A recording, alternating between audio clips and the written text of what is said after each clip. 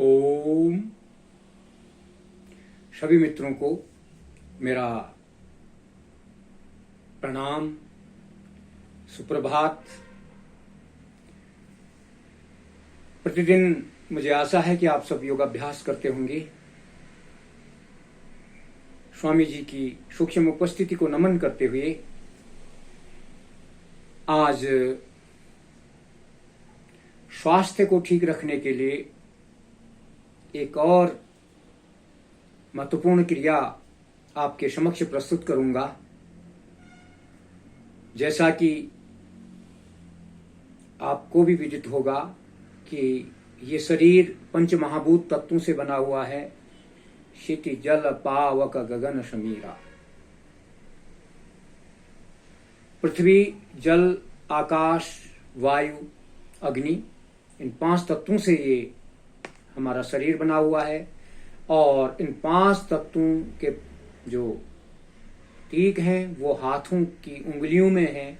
इनसे हम पता कर सकते हैं और इनके द्वारा ही मुद्राएं बनती हैं और मुद्रा विज्ञान भी एक महत्वपूर्ण है। तो पहले तो मैं बताऊंगा कि पंच तत्व, ये जो 5 तत्व हैं वो कौन सी अंगुली किस तत्व को प्रदर्शित करती है, उसके बारे में हमको जान लेना चाहिए। ये हमारी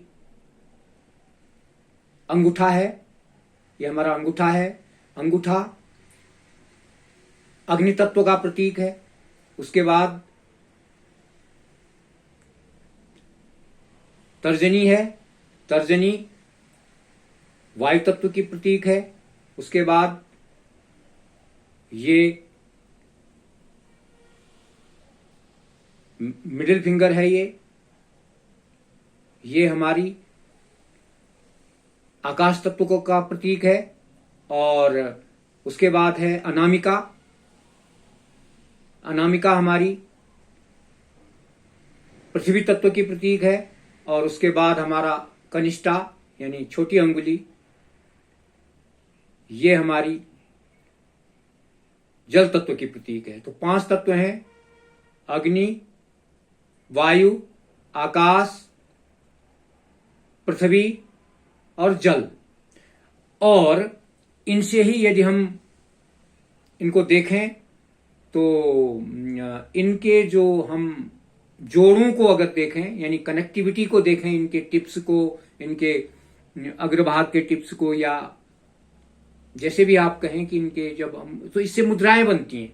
और जो वो मुद्राएं बनती हैं वो मुद्राएं आपने देखा होगा कि भगवान विष्णु भी एक मुद्रा में बैठे रहते हैं, जिसको विष्णु मुद्रा भी कहते हैं, ज्ञान मुद्रा भी कहते हैं। तो वो ज्ञान मुद्रा जो है वो हमारी एकाग्रता को बढ़ाती है। अंगूठा और तर्जनी के अग्रभागों को ऐसे मिला देने से और तीनों अंगुलियां सीधी रखने के बाद ऐसे बैठ जाते हैं, इस तरीके से ये पोजीशन बन जाती है। तो इससे हमारी एकाग्रता बढ़ती है। तो ये हमारा ज्ञान मुद्रा हो गई। अब केवल एक मुद्रा और बताऊंगा आज आपको, क्योंकि एक साथ सारी मुद्राएं बताना भी याद नहीं रहेगा। एक अपान मुद्रा बहुत महत्वपूर्ण है। जिन लोगों को गैस आदि बनती है, खट्टे डकार आते हैं ऊपर की ओर, गैस ऊपर को चढ़ती है, सिर भारी हो जाता है और गैस हमेशा बनी रहती है, उदर संबंधी दिक्कत है, और अपान वायु जो हमें गुदाद्वार से निकलनी चाहिए वो नहीं निकलती है, वो वायु, अपान वायु, तो उसके लिए हमको कौन सी मुद्रा लगानी चाहिए, उसको कहते हैं अपान मुद्रा। इसमें हम मध्यमा, जो मैंने मिडिल फिंगर बताया, मध्यमा और अनामिका के अग्रभाग को अंगूठे के अग्रभाग से मिला देते हैं और बाकी 2 अंगुलियां सीधी रखते हैं। दोनों हाथों के ऐसे रखेंगे और ऐसे बैठेंगे। कम से कम इसको, जिनको ये बहुत ज्यादा तकलीफ है, आधा घंटा ऐसे बैठना चाहिए।